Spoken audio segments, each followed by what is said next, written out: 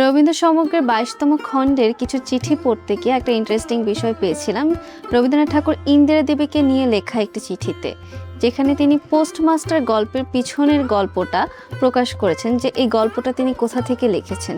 শাহজাদপুরে থাকাকালীন রবীন্দ্রনাথের ইন্দিরা দেবীকে নিয়ে লেখা চিঠিটা আপনাদেরকে আজকে পড়ে শোনাচ্ছি।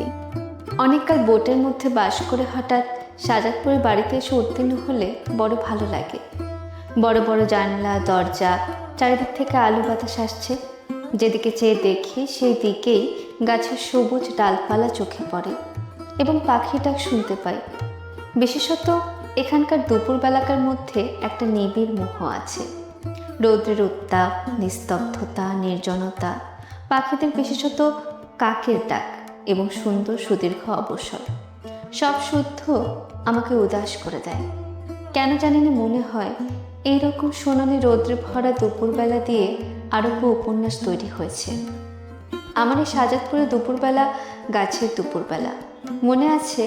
ঠিক এই সময়ে এই টেবিলে বসে আপনার মনে ভোর হয়ে পোস্টমাস্টার গল্পটা লিখেছিল।